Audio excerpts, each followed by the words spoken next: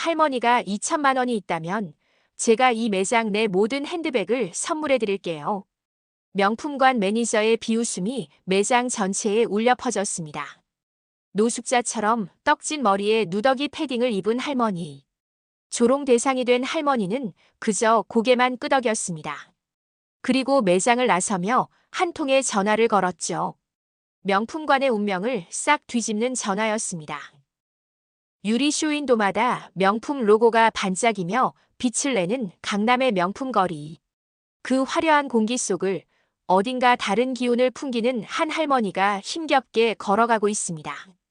솜이 삐져나온 낡고 얼룩진 패딩 점퍼, 손에는 꽃무늬가 거의 벗겨진 장바구니 캐리어가 들려 있었죠. 삐걱. 바퀴가 구를 때마다 작은 소리가 거리에 울렸습니다. 그리고 할머니의 발길이 멈춘 곳은 여러 명품 브랜드가 입점해 있는 미래타워 빌딩의 입구였습니다. 어디 가시는 겁니까? 경비원이 재빨리 다가왔습니다. 30대 초반, 체격이 건장한 남성이었습니다. 26층 라벨르 매장에 갑니다. 할머니의 목소리는 조용했어요. 라벨르요? 할머니, 여기는 일반 쇼핑몰이 아닙니다. 경비원이 할머니와 빌딩 사이를 가로막았습니다. 물건을 사러 왔습니다. 물건을요? 라벨르 가방이 얼마인 줄 아세요? 최소 300만 원부터 시작합니다. 경비원의 눈빛이 할머니의 옷차림을 훑었습니다. 머리부터 발끝까지요. 천천히 그리고 노골적으로 말입니다. 알고 있습니다. 할머니가 다시 한번 말했습니다. 할머니, 죄송하지만 저희 빌딩은 고급 매장만 입점해 있습니다. 혹시 주변 시장을 찾으시는 거라면 라벨르 매장에 갑니다. 할머니의 목소리에 떨림이 없었습니다. 경비원이 한숨을 쉬었어요. 좋습니다. 들어가시죠. 하지만 매장에서 뭐라고 하시면 제 책임 아닙니다. 경비원이 비키면서 작게 중얼거렸습니다. 요즘 이상한 사람들 진짜 많네. 할머니는 아무 말 없이 회전문을 밀었습니다. 로비에 들어서자 샹들리에가 눈부시게 빛났습니다. 대리석 바닥이 거울처럼 반짝였죠. 값비싼 향수 냄새가 공간을 채웠습니다. 할머니가 중앙 소파 쪽으로 걸어갔습니다. 장바구니 바퀴 소리가 대리석 바닥에 울렸어요. 삐걱삐걱. 로비에 있던 사람들이 하나둘 고개를 돌렸습니다. 한 30대 여성이 핸드백을 꼭 껴안았습니다. 옆에 있던 남성에게 뭔가 속삭였죠. 저 사람. 소파에 앉아있던 50대 신사가 일어났습니다. 멀리 떨어진 소파로 자리를 옮겼어요. 다른 두 사람도 따라 일어났습니다. 할머니가 비어있는 소파에 앉았습니다. 천천히 조심스럽게요. 장바구니를 무릎 옆에 세워두었습니다. 안내 데스크 직원이 동료에게 속삭였습니다. 저기 봐. 어떻게 들어온 거야? 경비 아저씨가 그냥 보낸 모양이야. 두 직원이 힐끔힐끔 쳐다봤어요. 할머니는 가만히 앉아 천장에 샹들리에를 올려다봤습니다. 48년 전 이곳이 처음 지어졌을 때도 왔었습니다. 그때도 이렇게 아름다웠죠. 할머니가 엘리베이터 앞에 섰습니다. 26층 버튼을 누르려는 순간이었어요. 땡. 문이 열렸습니다. 안에는 이미 4명이 타고 있었습니다. 정장을 입은 40대 남성 둘이었습니다. 명품 쇼핑백을 든 30대 여성 둘이었죠. 할머니가 안으로 들어섰습니다. 순간 한 여성이 코를 막았습니다. 작은 신음이 새어나왔어요. 다른 여성도 고개를 돌렸습니다. 손으로 코와 입을 가렸죠. 두 남성은 서로 눈빛을 교환했습니다.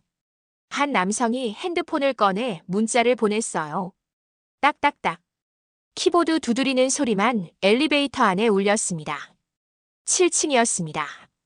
10층, 15층. 아무도 말하지 않았습니다. 하지만 공기가 무겁게 가라앉았어요. 한 여성이 가방에서 향수를 꺼냈습니다. 치치치. 자기 목과 손목에 뿌렸죠. 라벤더 향이 퍼졌습니다. 20층이었습니다. 다른 여성도 핸드백에서 손 소독제를 꺼냈습니다. 손에 듬뿍 짜서 문질렀어요. 알코올 냄새가 섞였습니다. 할머니는 구석에 서서 바닥만 내려다봤습니다. 손이 장바구니 손잡이를 조금 더 세게 움켜쥐었어요. 하지만 표정은 평온했습니다. 23층, 25층, 땡. 26층에 도착했습니다. 휴. 한 남성이 안도의 한숨을 내쉬었어요. 할머니가 엘리베이터에서 내렸습니다. 뒤에서 수군거리는 소리가 들렸죠. 진짜. 어떻게 들어온 거야? 경비가 제대로 일을 안 하네. 문이 닫혔습니다. 라벨르 매장이었습니다. 유리문 너머로 화려한 가방들이 보였습니다. 조명을 받아 반짝이는 가죽이었죠. 금빛 로고가 빛났습니다. 할머니가 문 앞에 섰습니다. 매장 안에 있던 3명의 직원이 동시에 고개를 돌렸어요. 이수진 신입 직원이 가장 먼저 눈치챘습니다. 저기. 옆에 있던 선배 직원이 눈을 크게 떴습니다. 뭐야, 저 사람. 부매니저 박민지가 접객 중이었어요. VIP 고객 앞에서 가방을 설명하던 중이었죠. 이 모델은 이탈리아 장인이 48시간 동안 수작업으로 말을 멈췄습니다. 할머니가 문을 밀고 들어왔기 때문이었죠. 딸랑. 벨소리가 울렸습니다. 매장 안의 공기가 순식간에 얼어붙었습니다. 박민지의 얼굴이 굳었어요. VIP 고객이 눈살을 찌푸렸습니다. 어머. 고객이 작게 중얼거리며 코를 가렸습니다. 명품 브랜드 쇼핑백을 든 팔로 코와 입을 막았죠. 박민지가 재빨리 미소를 지으며 고객에게 말했습니다. 죄송합니다, 고객님. 제가 바로 처리하겠습니다. 그리고 할머니에게 다가갔어요. 빠른 걸음이었습니다. 하지만 표정은 차갑게 식어 있었죠. 어르신 여기는. 박민지의 목소리가 낮았습니다. 하지만 날카로웠어요. 라벨르 매장 맞습니까? 할머니가 조용히 물었습니다. 맞기는 한데요. 혹시 찾으시는 게? 가방을 사러 왔습니다. 순간 침묵이 흘렀습니다. 선배 직원이 이수진의 팔을 꼬집었어요. 저거 봐. 장바구니 끌고. 속삭임이 들렸습니다. 박민지가 억지 미소를 지었어요. 어르신, 저희 매장은 예약제로 운영되는데요. 혹시 예약하셨나요? 예약은 하지 않았습니다. 그러시군요. 박민지의 눈빛이 차가워졌습니다. 그럼 죄송하지만 오늘은 어려울 것 같습니다.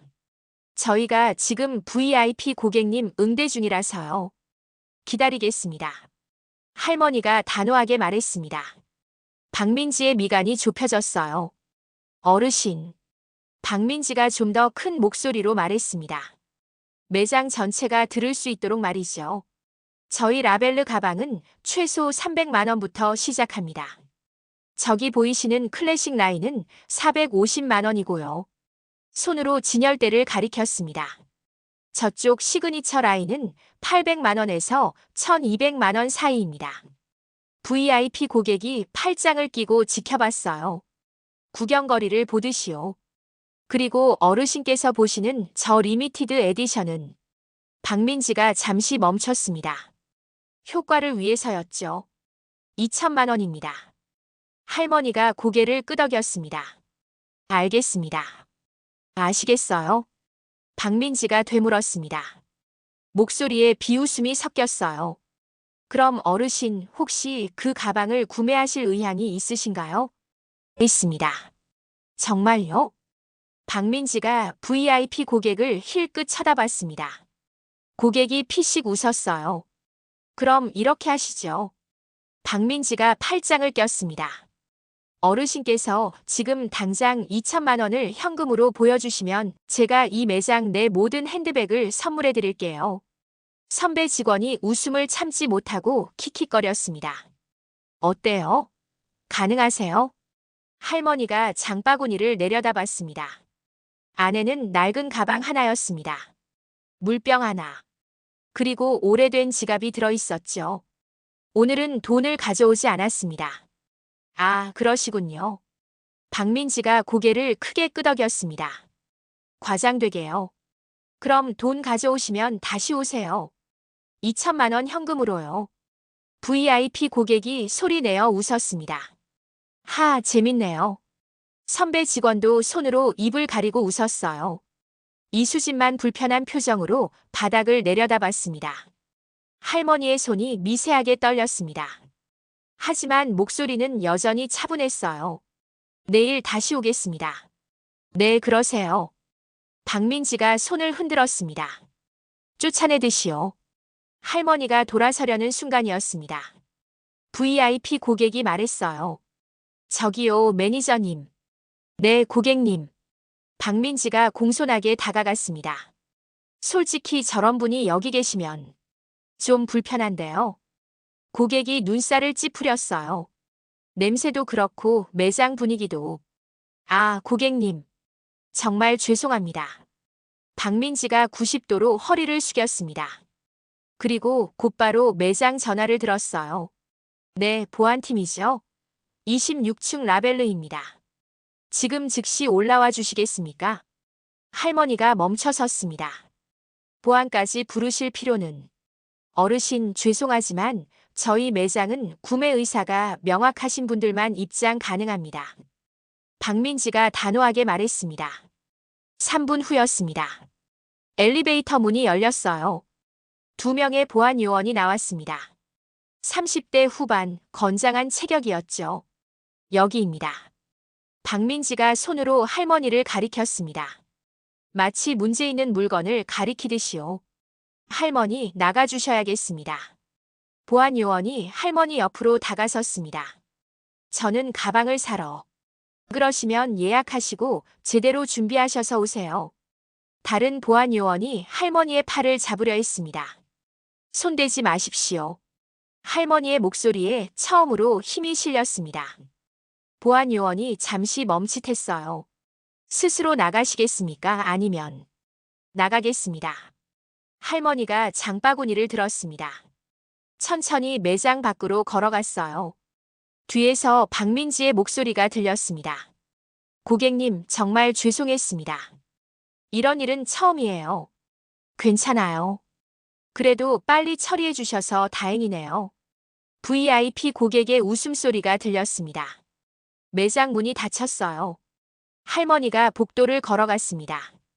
보안 요원 둘이 양옆에서 따라왔어요. 복도에 있던 사람들이 쳐다봤습니다. 저 사람 뭐야? 라벨르에서 쫓겨난 거 아니야? 대박. 저런 사람이 왜 여기 와? 수군거림이 사방에서 들렸습니다. 한 20대 여성이 핸드폰을 꺼내 사진을 찍으려 했어요. 보안 요원이 손을 저었습니다. 촬영 금지입니다. 엘리베이터 앞이었습니다. 다른 사람들이 먼저 타고 내려갔어요. 할머니와 함께 타기 싫어서였죠. 세 번째 엘리베이터가 왔을 때였습니다. 할머니가 혼자 탔습니다. 보안 요원 둘이 양옆에 섰어요. 문이 닫혔습니다. 25층, 20층, 15층. 아무도 말하지 않았습니다. 할머니는 바닥의 숫자만 바라봤어요. 눈가가 조금 붉어졌습니다. 하지만 눈물은 흘리지 않았어요. 턱에 힘이 들어갔습니다. 주먹이 장바구니 손잡이를 꽉 쥐었죠. 1층. 땡. 문이 열렸습니다. 나가시면 됩니다. 보안 요원이 무뚝뚝하게 말했습니다. 할머니가 로비를 지나 밖으로 나갔어요. 차가운 바람이 얼굴을 스쳤습니다. 11월의 바람이었죠. 회전문을 나서는 할머니의 등이 구부정했습니다. 경비원이 동료에게 말했어요. 아까 그 할머니네. 역시 쫓겨났어.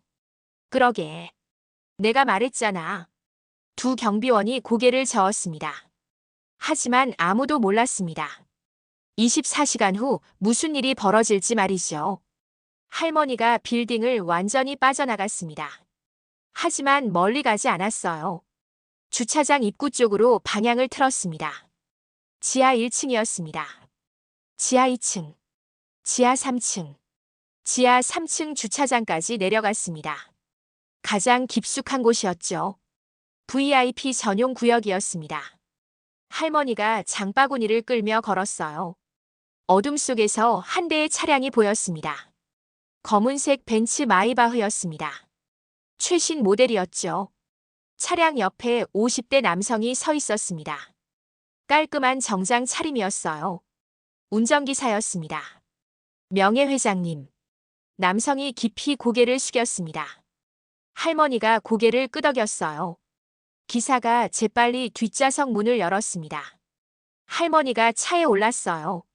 장바구니는 기사가 트렁크에 실었습니다. 문이 닫혔죠. 괜찮으십니까?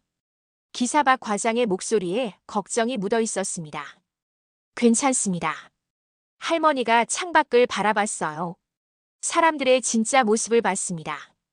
회장님, 48년 전 제 모습이 생각나더군요.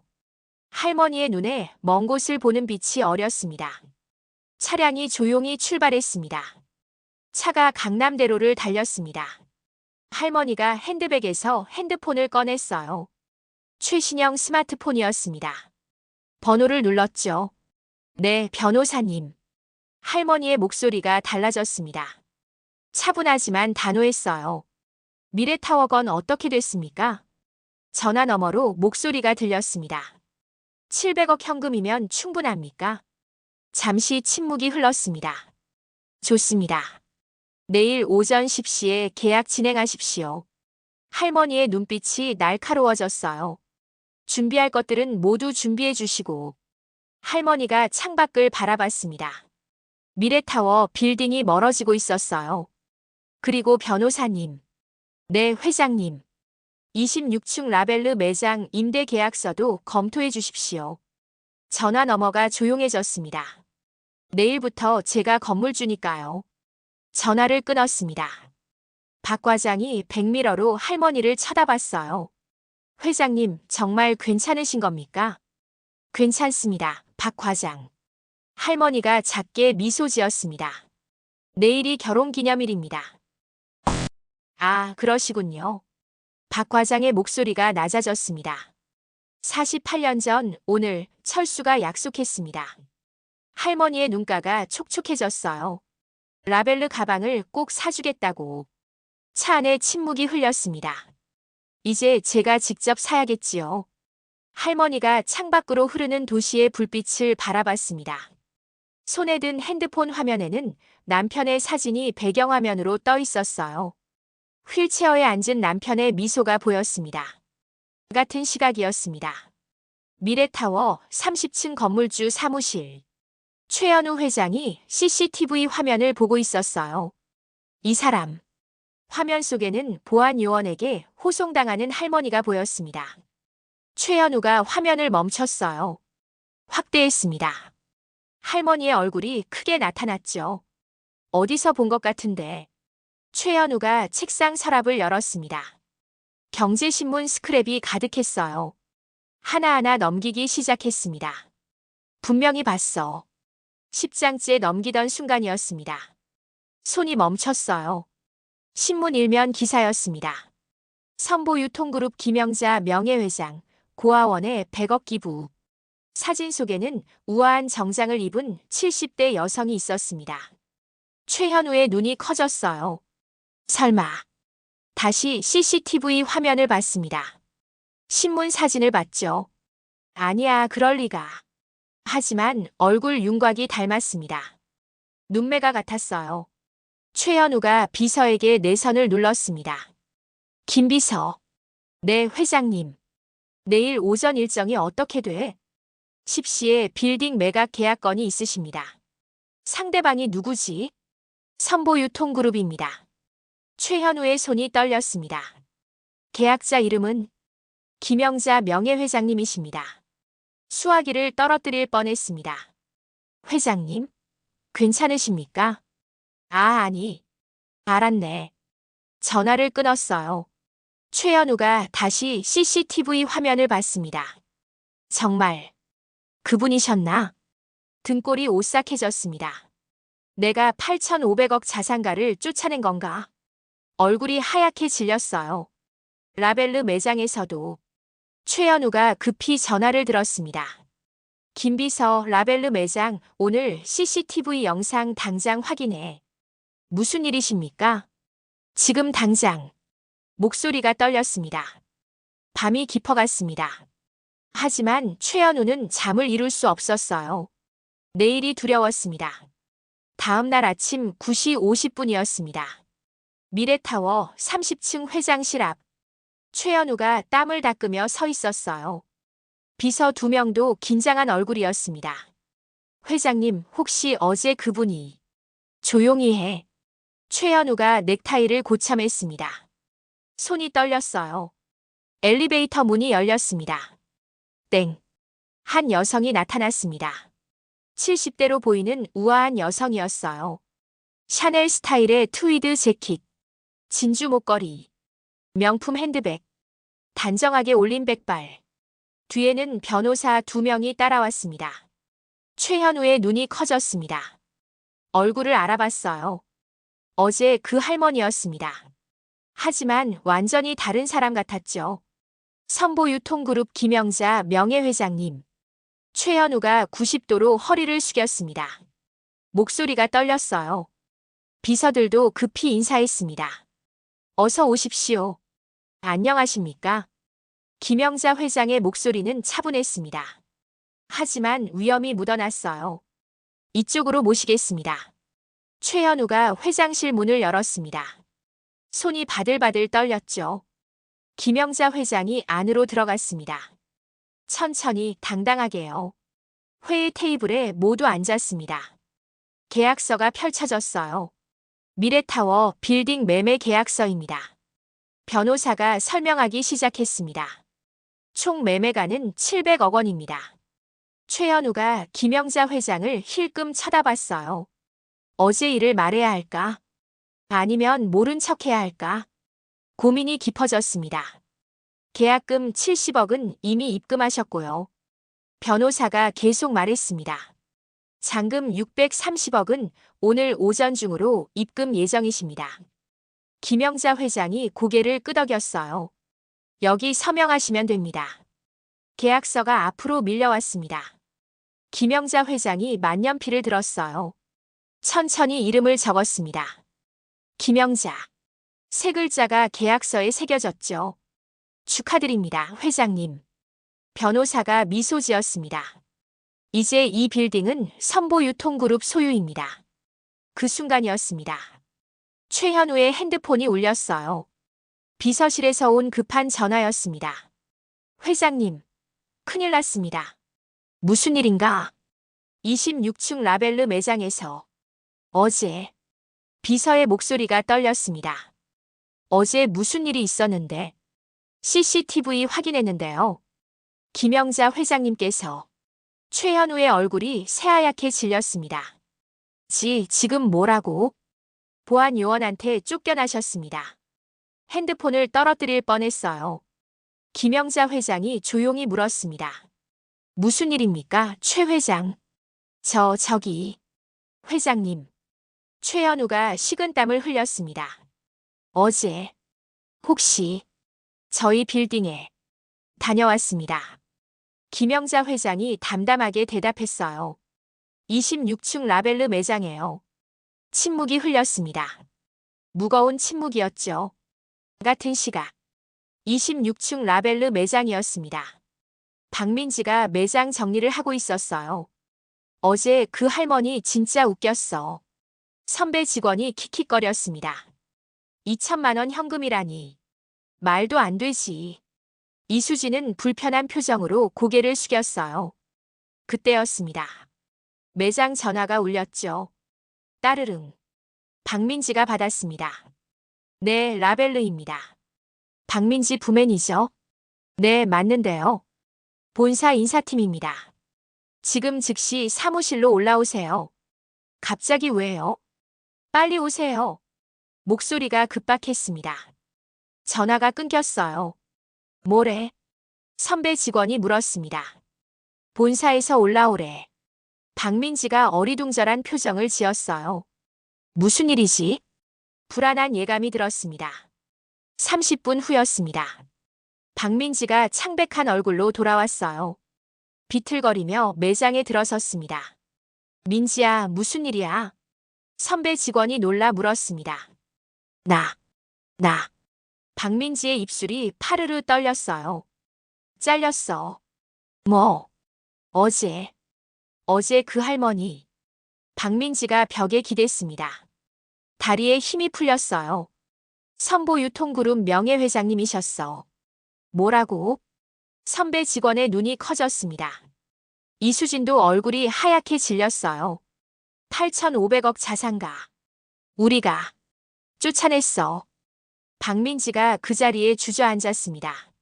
손이 덜덜 떨렸죠. 그리고 오늘 아침에 뭐? 뭐가 또 있어? 이 빌딩을 700억에 사셨대. 세상이 무너지는 소리가 들렸습니다. 선배 직원도 바닥에 주저앉았어요. 우리 망했어. 매장 전체가 패닉에 빠졌습니다. 30층 회장실 앞 복도였습니다. 박민지가 무릎을 꿇고 있었어요. 선배 직원도 옆에서 울고 있었습니다. 이수진은 떨리는 손으로 서 있었죠.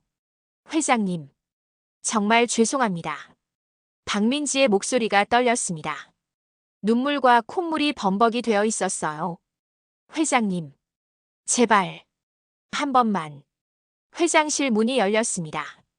김영자 회장이 나왔어요. 박민지가 이마를 바닥에 찧었습니다. 정말 죄송합니다. 제가 눈이 없었습니다. 저도 죄송합니다, 회장님. 선배 직원도 울부짖었습니다. 김영자 회장이 그들을 내려다봤어요. 표정은 평온했습니다. 하지만 눈빛은 슬펐죠. 일어나십시오. 차분한 목소리였습니다. 회장님, 제가 이야기를 하나 해드리겠습니다. 김영자 회장이 복도 의자에 앉았어요. 제 이야기를요. 모두가 숨을 죽였습니다. 50년 전이었죠. 김영자 회장의 눈이 먼 곳을 바라봤어요. 1975년이었습니다. 김영자 회장의 목소리가 복도에 울렸어요. 25살의 저는 남대문 시장 좌판에 앉아 있었습니다. 박민지가 고개를 들었습니다. 고등학교도 제대로 못 나온 시골 처녀였죠. 회장님, 새벽 4시에 일어나 도매상에서 옷을 떼다가 동대문에서 팔았습니다. 김영자 회장의 목소리에 떨림이 있었어요. 비가 오나 눈이 오나 하루도 빠지지 않았습니다. 손이 트고 발이 얼어도 포기하지 않았어요. 복도가 조용했습니다.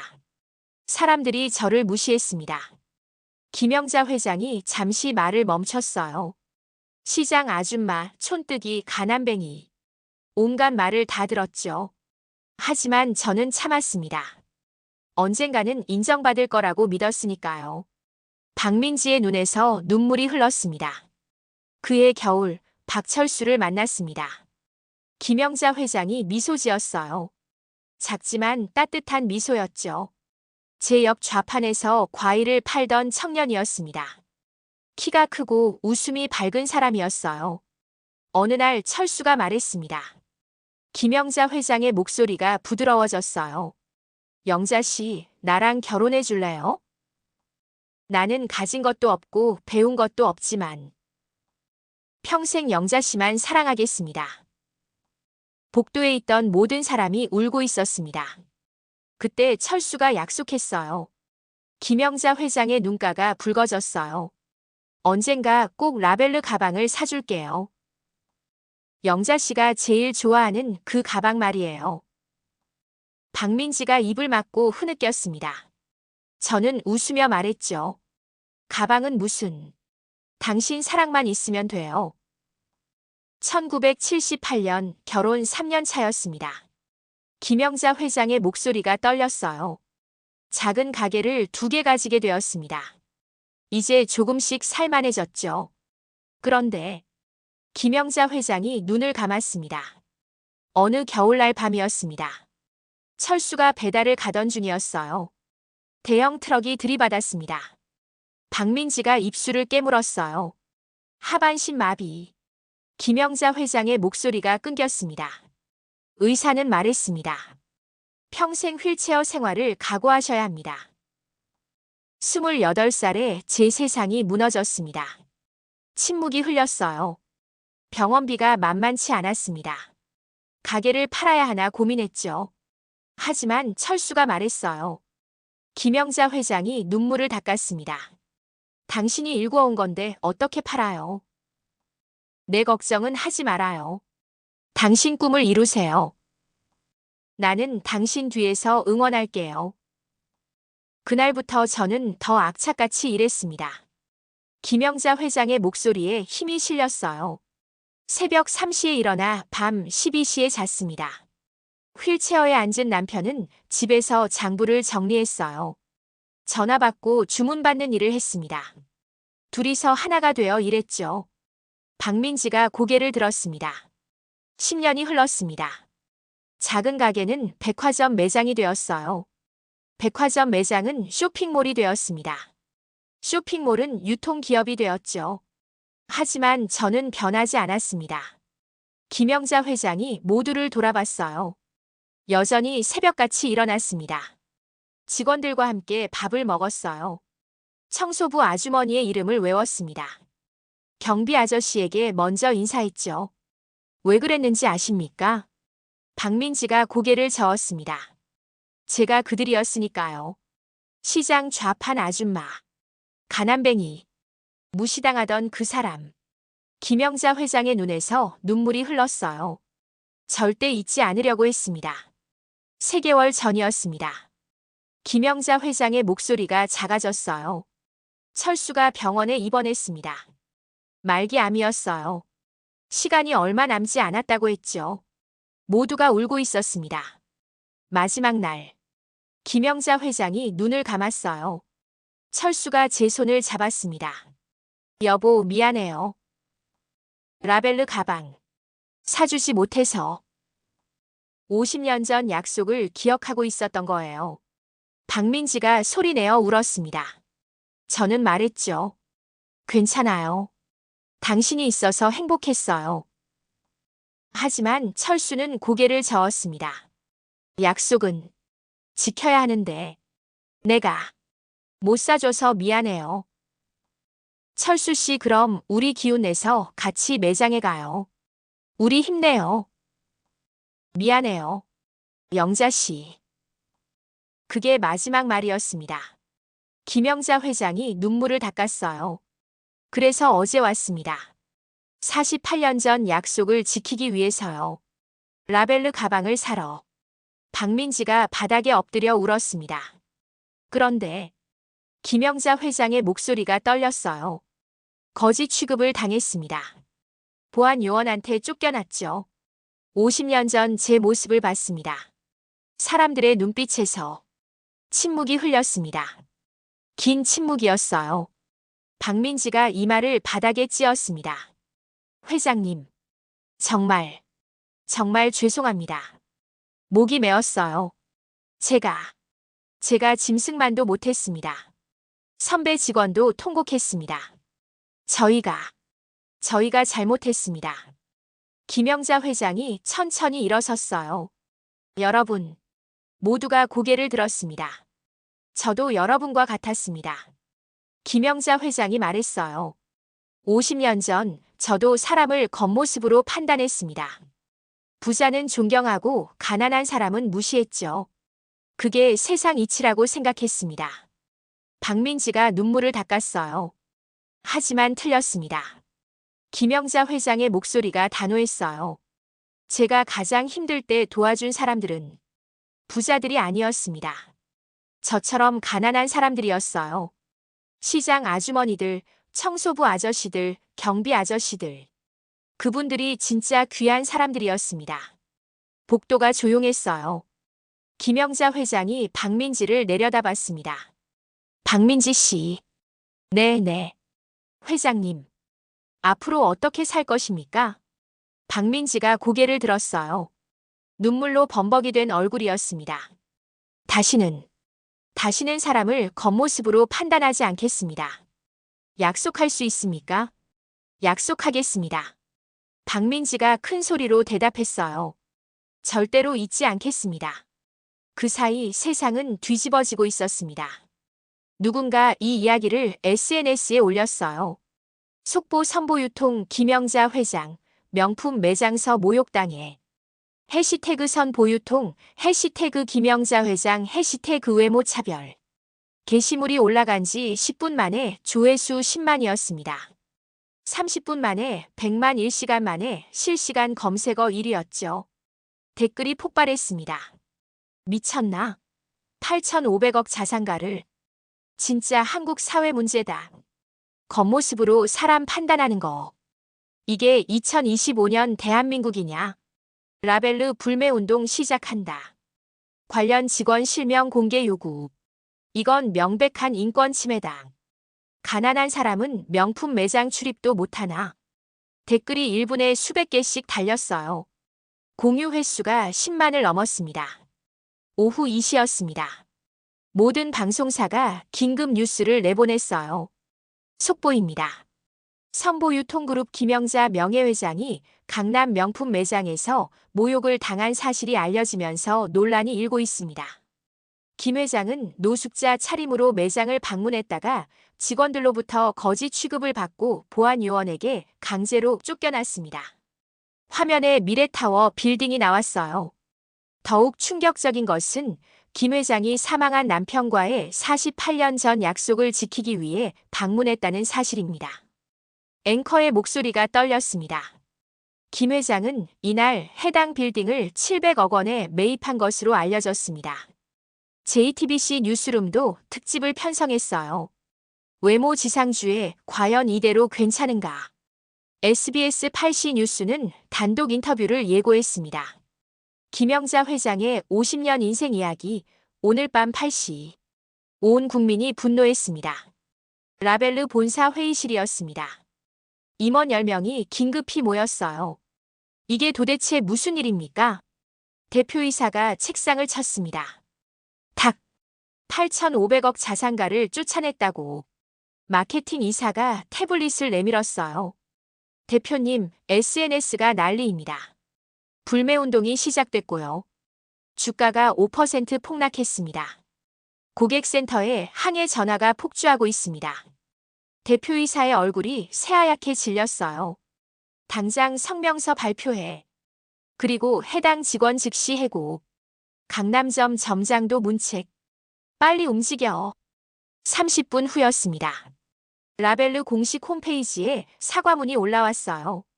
김영자 명예회장님께 깊이 사과드립니다. 해당 직원은 즉시 해고 조치했습니다. 전 직원 교육을 강화하겠습니다. 하지만 이미 늦었습니다. 댓글은 더 거세졌어요. 사과로 끝날 일이 아니다. 해고만으로 충분하지 않다. 라벨르 영원히 안 산다. 오후 4시였습니다. 국회 환경노동위원회가 긴급 회의를 열었어요. 이번 사건은 단순한 개인의 문제가 아닙니다. 위원장이 단호하게 말했습니다. 우리 사회의 구조적 문제입니다. 외모차별금지법 제정을 서두르겠습니다. 여야 의원들이 모두 동의했어요. 공정거래위원회도 움직였습니다. 명품 매장의 차별적 관행에 대해 전수조사를 실시하겠습니다. 인권위원회도 성명을 발표했어요. 모든 소비자는 평등하게 대우받을 권리가 있습니다. 세상이 움직이기 시작했습니다. 같은 날 저녁이었습니다. 박민지는 집에 있었어요. 하지만 집이 아니었습니다. 감옥이었죠. 핸드폰이 쉴 새 없이 울렸어요. 따르릉, 따르릉. 모르는 번호들이었습니다. 받지 않았어요. 문자가 폭주했습니다. 인간 쓰레기. 평생 저주받아라. 넌 끝났어. 이름 석자 외우고 간다. 손이 떨렸습니다. SNS를 열었어요. 실시간 검색어 1위였습니다. 라벨르 박민지. 2위는 명품 매장 갑질. 3위는 외모 차별. 자기 이름이 실시간 검색어에 올라 있었습니다. 클릭했어요. 사진 유출 라벨르 박민지 신상 정보. 얼굴 사진이 퍼지고 있었습니다. 나이, 학력, 경력. 모든 것이 공개되었어요. 비명이 나올 것 같았습니다. 하지만 소리가 나오지 않았어요. 현관 초인종이 울렸습니다. 딩동, 딩동. 박민지 씨, 취재 좀 해주세요. 기자들이었습니다. 한 말씀만 해주세요. 어떻게 그럴 수 있었습니까? 박민지는 불을 껐어요. 커튼을 쳤습니다. 구석에 웅크렸죠. 어둠 속에서 혼자. 핸드폰이 또 울렸습니다. 이번엔 어머니였어요. 떨리는 손으로 받았습니다. 엄마. 민지야. 어머니의 목소리가 떨렸어요. 엄마가 뉴스 봤다. 엄마. 나. 어떻게 그럴 수가 있니? 어머니가 울고 있었습니다. 그분이 누구신 줄은 몰랐어도 사람을 그렇게 대할 수가 있니? 엄마가 너를 그렇게 키우지 않았는데. 박민지의 눈에서 눈물이 흘렀어요. 엄마. 미안해. 정말 미안해. 민지야. 너. 이제 어떡하니? 전화가 끊어졌습니다. 박민지는 그 자리에 주저앉았어요. 모든 것이 끝났습니다. 직장, 인간관계, 미래, 자존심, 모든 것이 무너졌어요. 같은 시각이었습니다. 이수지는 회사 사물함을 정리하고 있었어요. 손이 떨렸습니다. 수진아. 선배 직원이 다가왔어요. 너는 괜찮을 거야. 너는 말리려고 했잖아. 아니에요. 이수진이 고개를 저었습니다. 저도 똑같았어요. 뭐? 보고만 있었잖아요. 이수진의 눈에 눈물이 고였어요. 말려야 했는데, 막아야 했는데, 그냥 가만히 있었어요. 그것도 죄예요. 사물함을 닫았습니다. 저도 그만둘래요. 수진아, 그럴 필요 없어. 있어요. 이수진이 단호하게 말했어요. 이 일을 잊지 않을 거예요. 평생 기억할 거예요. 그리고 더 나은 사람이 될 거예요. 사무실을 나왔습니다. 30층 회장실이었습니다. 최현우가 보도 자료를 작성하고 있었어요. 죄송합니다. 미래타워 빌딩 건물주로서 깊이 사과드립니다. 입점 매장에 대한 관리 감독을 강화하겠습니다. 하지만 손이 떨렸어요. 키보드를 제대로 칠 수가 없었습니다. 내가 8,500억 자산가를 쫓아냈다. 생각만 해도 식은땀이 났어요. 만약 김 회장님이 계약을 취소하신다면, 만약 소송을 거신다면 잠을 잘 수가 없었습니다. 일주일이 흘렀습니다. 미래타워 빌딩 앞에 현수막이 걸렸어요. 노숙 여성 자립 지원센터 개소식. 빌딩 1층부터 5층까지였습니다. 전부 센터로 바뀌었어요. 오전 10시였습니다. 많은 사람들이 모였습니다. 기자들, 시민들, 정부 관계자들, 그리고 노숙 여성들. 김영자 회장이 단상에 올랐어요. 우아한 정장 차림이었습니다. 하지만 눈빛은 따뜻했죠. 오늘 이 센터를 엽니다. 김영자 회장의 목소리가 울렸어요. 3개월 동안 노숙 생활을 하며 느꼈습니다. 세상이 얼마나 차가운지를요. 하지만 동시에 알았습니다. 따뜻한 손길이 얼마나 소중한지도요. 박수가 터졌습니다. 이 센터는 단순한 쉼터가 아닙니다. 자립을 위한 교육 공간입니다. 직업 훈련도 받고요.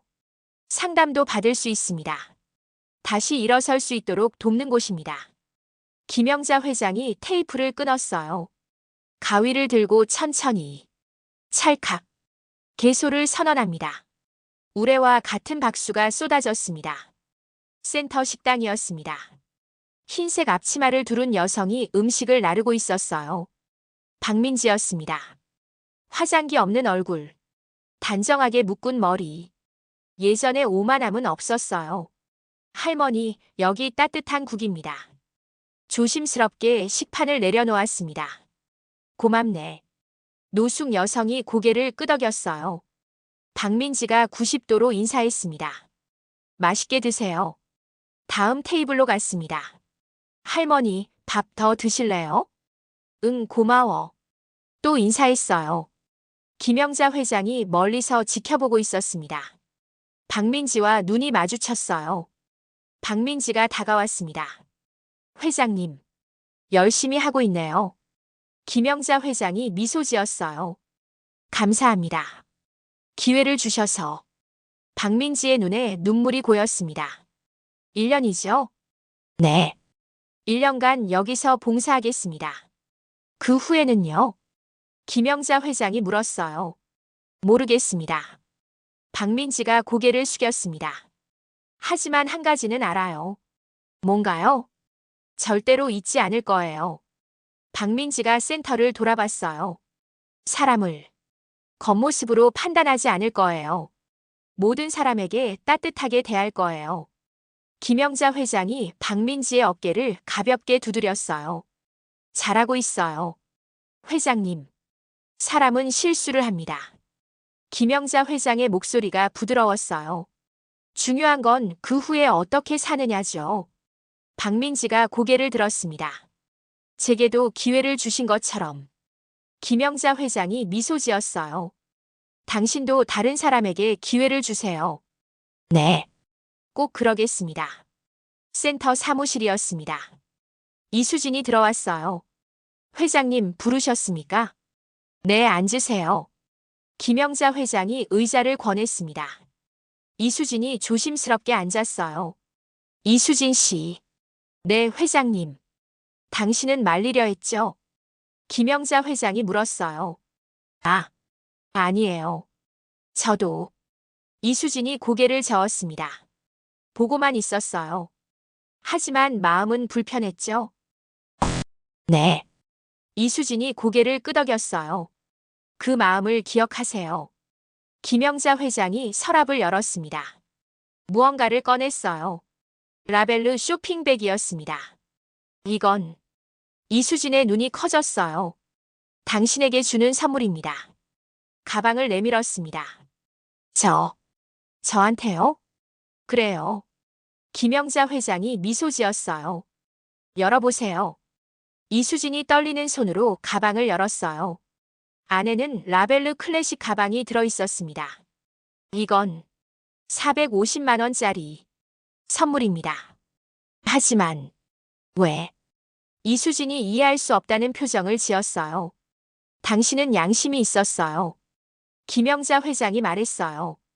비록 행동하지는 못했지만 마음만으로도 충분합니다. 회장님. 이수진의 눈에서 눈물이 흘렀어요. 하지만 기억하세요. 김영자 회장의 목소리가 단호해졌습니다. 다음번에는 행동하세요. 옳지 않은 일을 보면 말리세요. 용기를 내세요. 네. 꼭 그러겠습니다. 이수진이 가방을 꼭 안았어요. 이 가방을 볼 때마다 기억할게요. 회장님의 말씀을요. 좋아요. 김영자 회장이 일어섰습니다. 가방보다 더 아름다운 건 이수진이 고개를 들었어요. 사람의 마음입니다. 김영자 회장이 창밖을 바라봤습니다. 그걸 잊지 마세요. 3개월 후였습니다. 센터는 안정적으로 운영되고 있었어요. 50명의 노숙 여성이 자립교육을 받고 있었습니다. 그중 15명은 이미 일자리를 찾았어요. 박민지는 여전히 봉사 중이었습니다. 하지만 얼굴에 생기가 돌았어요. 이수진은 센터 직원이 되었습니다. 상담사로 일하며 여성들을 돕고 있었죠. 어느 토요일 오후였습니다. 김영자 회장이 센터를 방문했어요. 하지만 화려한 정장이 아니었습니다. 편한 옷차림이었죠. 손에는 라벨르 가방을 들고 있었어요. 남편이 약속했던 그 가방. 48년 만에 산 가방이었습니다. 센터 옥상 정원에 올라갔어요. 벤치에 앉았습니다. 가방을 옆에 내려놓았죠. 핸드백에서 사진 한 장을 꺼냈어요. 휠체어에 앉은 남편의 사진이었습니다. 환하게 웃고 있는 얼굴. 철수. 김영자 회장이 작게 속삭였어요. 약속 지켰어요. 라벨르 가방. 샀어요. 바람이 불었습니다. 11월의 차가운 바람. 하지만 마음은 따뜻했어요. 하지만 알았어요. 김영자 회장이 사진을 쓰다듬었습니다. 가방보다 소중한 게 있다는 걸요. 당신과 함께한 48년이요. 가난했지만 행복했던 그 시간들이요. 눈물이 한 방울 떨어졌어요. 사진 위로.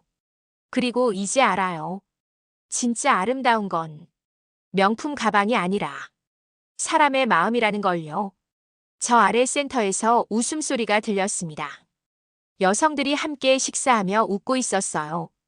박민지가 음식을 나르고 있었습니다. 이수진이 누군가를 상담하고 있었죠. 김영자 회장이 미소 지었어요. 당신도 보고 있죠? 우리가 만든 이 작은 변화를요. 한 사람씩, 한 걸음씩.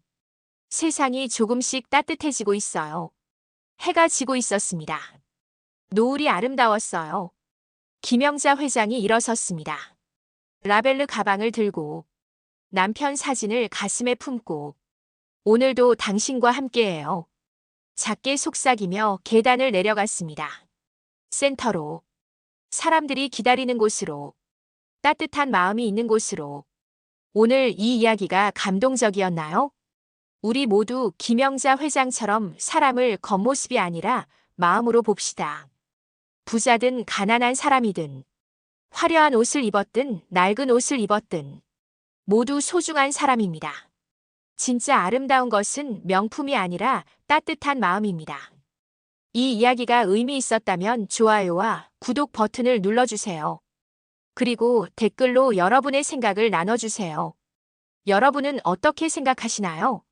다음에도 더 감동적인 이야기로 찾아뵙겠습니다. 감사합니다.